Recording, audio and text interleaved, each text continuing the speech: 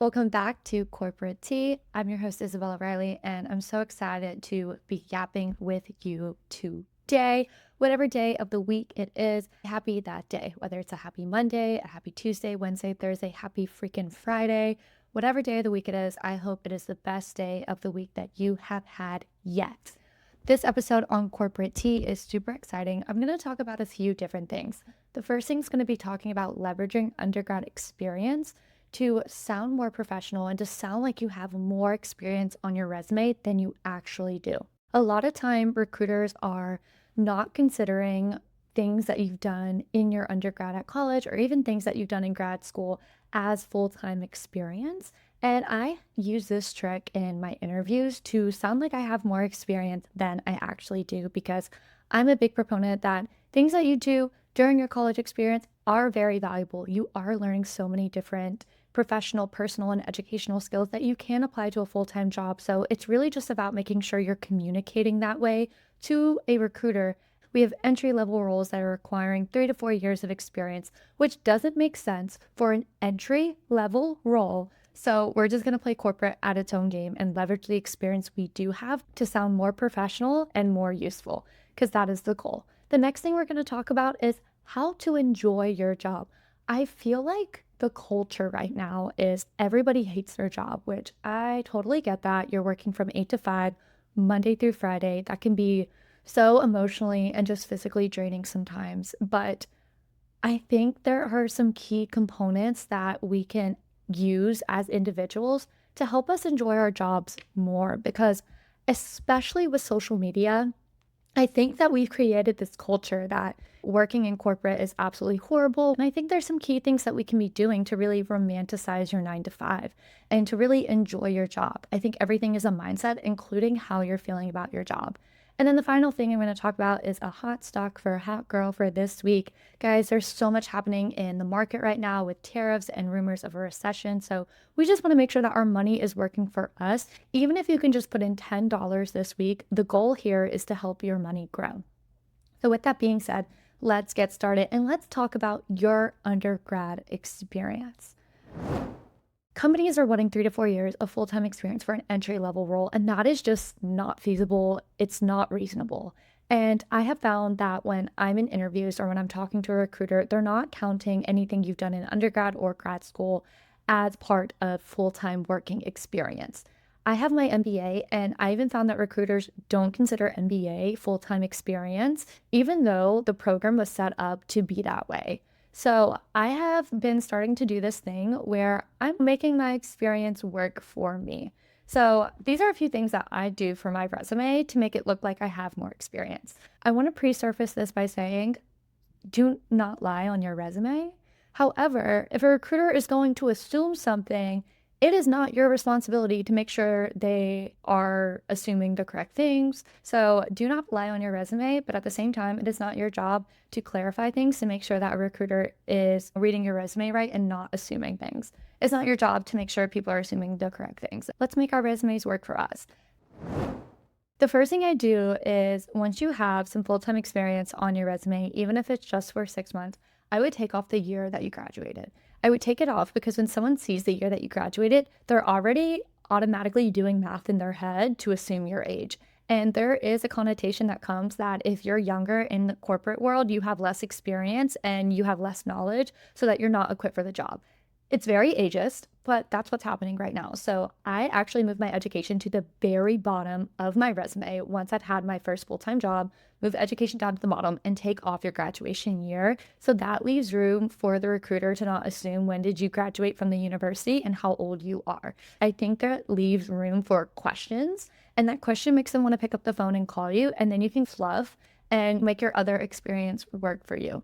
I also encourage to take off any extracurriculars on college.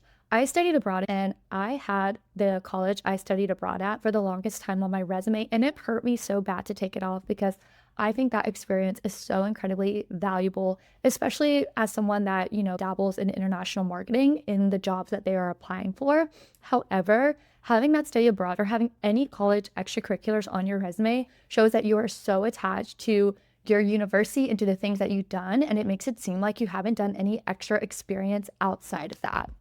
again, we don't want recruiters to assume how old you are or to assume the level of experience you have, because once they assume your age, if you're young and you're in your early 20s, they're going to assume that you can't do the job. And we don't want that. Another thing that I've been doing is I've recently had interviews when someone's, oh, I know you're early in your career, so you might not have exposure to this. I always love answering these questions by saying, yeah, great question. Thank you so much. I do want to first clarify that while I'm early on in my career, I do have exposure to this that maybe my resume wasn't showcasing. And then I'll talk about a experience that I either had in my job, or I'll say in one of my previous careers. And then I'll talk about something that I did during college. I was in a sustainability club called Enactus when I was in my undergrad at App State. And my time at Enactus was extremely valuable. We did some really awesome things. We got a $65,000 grant from Ford Motor Company. If I mention that now, recruiters are just like, yawn, that's not full-time experience. So instead of saying when I was an undergrad, I was in this club or this extracurricular, I take what was the basis of that and I say, in my previous career in sustainability, I had the wonderful opportunity of working with the Ford Motor Company. And I'm just saying these buzzwords.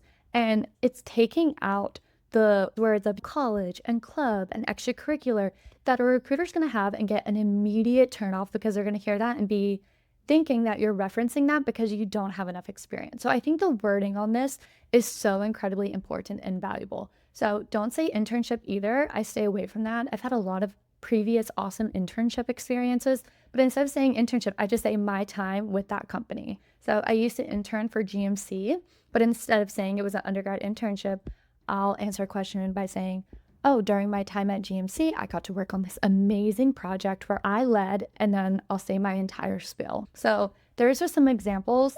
And I'll give another one just because there's so many different ways you can do this. I was the vice president of marketing in my undergrad for Future Business Leaders of America. So instead of saying it like that, I say previously I used to have a role where I ran the social media of a organization, and then I'll talk about that experience. So I say leverage it in a way that is true, is authentic, but it's really about the wording that you are using. Because once again, when you're saying those certain buzzwords, a recruiter's going to assume that you don't have the knowledge, that you don't have the experience. And that's what we want to steer away from. Unfortunately, ageism is a thing, especially when recruiters are looking at your resume, especially for these entry-level roles, because a recruiter's dream is to have someone that is overqualified for the job so they can pay less and get more. So we need to think over that corporate mindset and say, okay, if that's a recruiter's job, I'm going to market myself to showcase all the awesome experience I have that's really true and authentic to what I have done in my time, but taking that stigma out, because I think undergrad extracurriculars do have a stigma. Now, if you're in college and you are doing job interviews for a full-time job after, I wouldn't use this. I would just say your club. This is strictly for the professionals that have 1 to 2 years of experience, but want to just sound like you have maybe 3 to 4 that's just not mentioned on your resume, and really just showcase the professionalism and the experience in your interviews. So try that out. Let me know how it goes. This has done really well for me in my career, so I hope it helps you out too.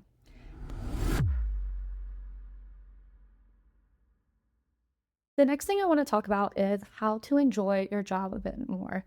So, as I mentioned in the intro, I feel like a lot of people just hate their jobs, and everyone hates their job. So, it's also cool to hate your job and like F corporate America, F the working man. Like, I'm my own person. I want to do what I want to do when I want to do it. I want to work for myself. I want to have my own hours. And I think like working for yourself and having your own hours is so romanticized, even though people forget like how much more work that is. There is something so beautiful and comfortable about working for corporate America, because I promise y'all, when you are working for yourself, you are working more than 40 hours a week. You can ask anybody who has started their own company or their own business or their own side gig, like you are typically working more hours. There are a lot of perks that come with that, but I think it's just so romanticized, especially with social media and influencers, because influencers are typically showing the best parts of their life, but they're not showing the difficult things that they're facing, like their privacy or influencers have events all day that they have to go to. And I go to my 9 to 5 job sometimes, and I'm so socially drained from that that I come home and I don't want to talk to anybody. The only person that I want to talk to is my boyfriend and my cat, and that's it.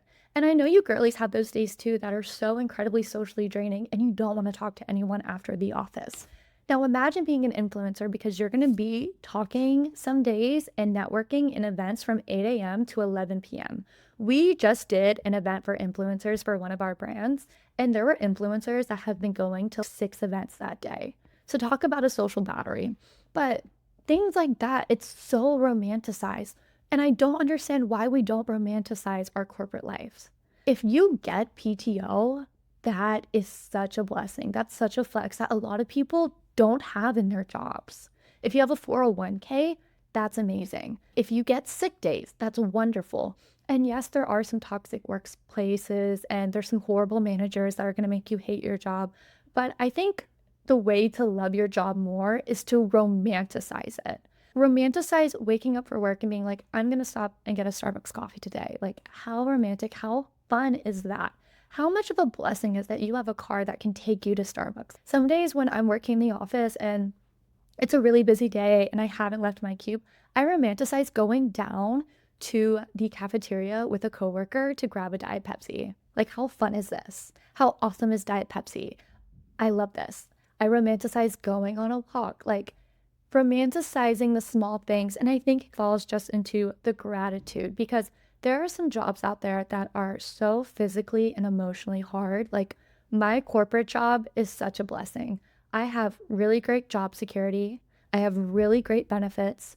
I have weekends that I get to spend with family and loved ones. And do I wish I could work less, make more? Everybody does. Everybody wants that. That is the dream.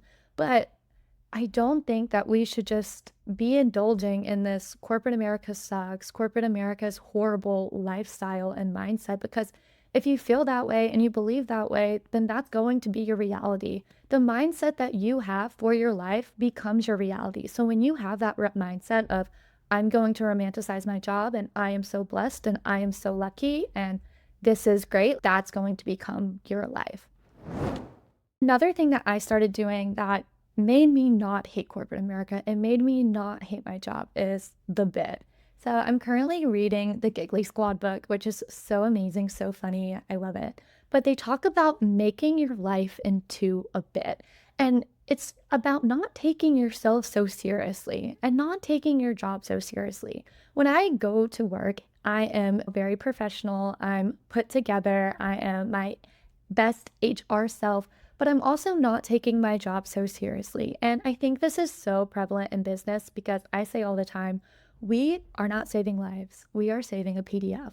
So not taking yourself and not taking, your job so seriously.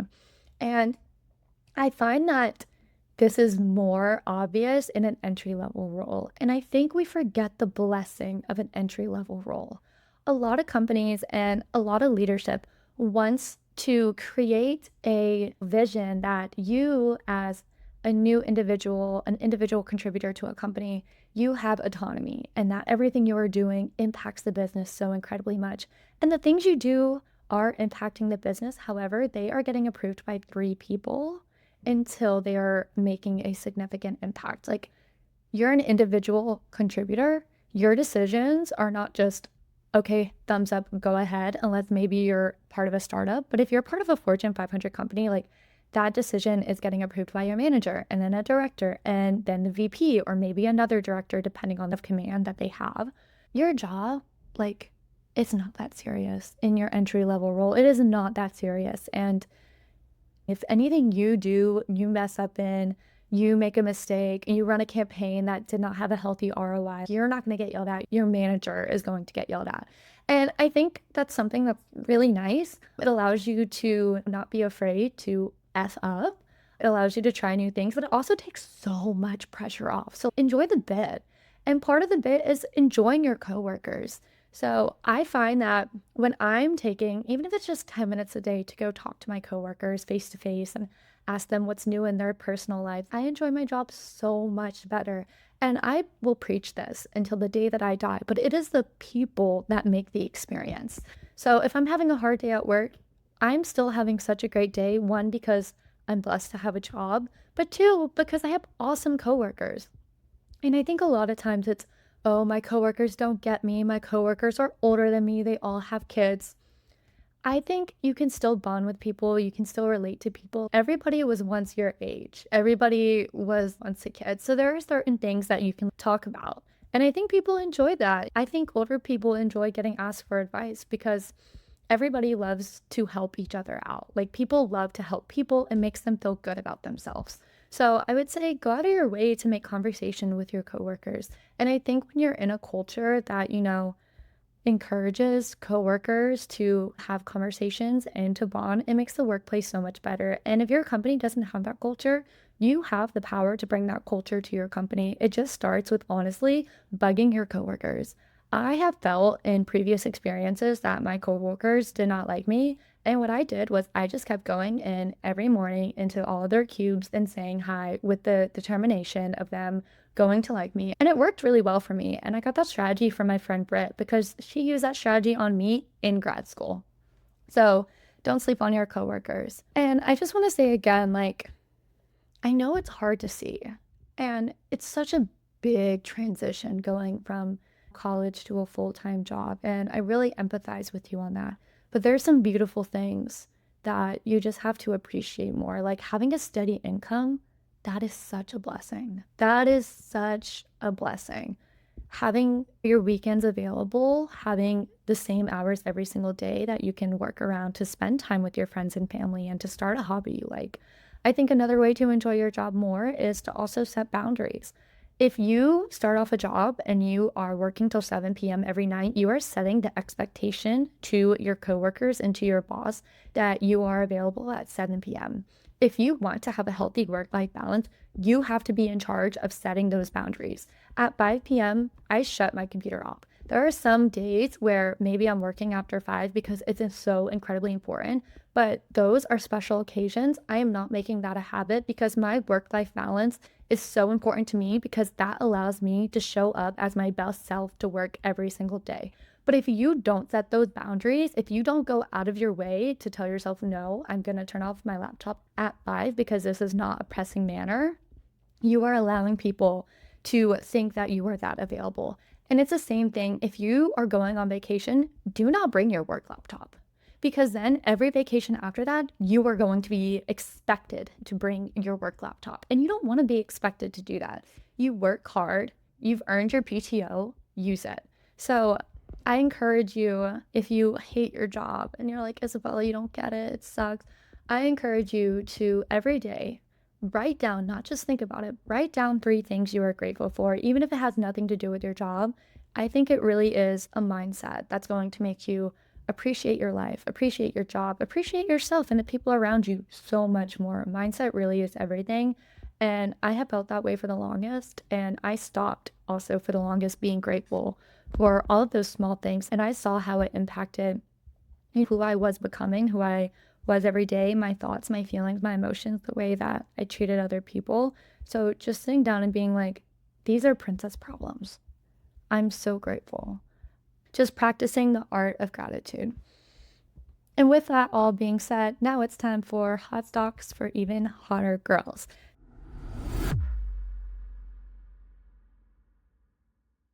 So this is my financial tip of the week. And like I said in the beginning, even if you can only invest $10 into a stock right now, that money is going to grow. And it's also about habit. So I've been investing my money since high school because it takes discipline and habit of saying, okay, I'm going to put this money aside instead of buying Chipotle today or instead of going to the mall, which can be really hard to do. So even if it's just $10 a week or $5 a week, I encourage everyone to start putting some money into their stocks, especially now is the time with rumors of the recession, everything going down. This is the time to buy. This is what everybody was talking about for the last few years. If 2008 was such a great opportunity, this is our opportunity time. So you need to take advantage of it. So the hot stock for even hotter girls this week is Google. The reason behind Google being the hot stock is because Google is currently undervalued mostly due to the market volatility over the last 4 months. Google has been quietly continuing to innovate and create value in AI, hardware, and cloud services. Google's really standing out to me because in the environment, they are not heavily reliant on China or other countries for their businesses, unlike other companies. And that's a really big deal with everything going on with tariffs right now. Now, while the search engine space is starting to get crowded due to AI search agents like Perplexity and ChatGPT, Google still remains as the backbone of most of these services they even find information on. So even think about it. When you go and you look on ChatGPT, you're typing it into Google. So that's a really good indicator. Additionally, Google's ownership of YouTube and Google Fiber also diversifies their cash flow into media and ISP services. They're a modern day Standard Oil for information. Personally, I'm on the lookout for any price below $150 to $160 per share and a PE in the range of 20 to 25 or below. This stock is an evergreen part of my portfolio for the long run, and I'll be likely to buy more of it when it's down. Keep a lookout to the Google stock. Get your money up, not your funny up. That is all I have for you hot girls this week. Thank you so much for joining the corporate tea. Feel free to DM me on TikTok, Instagram, or even comment on the Spotify page below or my YouTube for any questions or anything that you want to see on the podcast. This podcast is so fun to me because I get to share tips and tricks that I wish I knew a few years ago. And this podcast is made for the hot girls like you who want to excel in their professional and personal careers, but also want to have a fun time listening and learning while they're doing it. So have a gorgeous, beautiful, awesome day. You deserve it.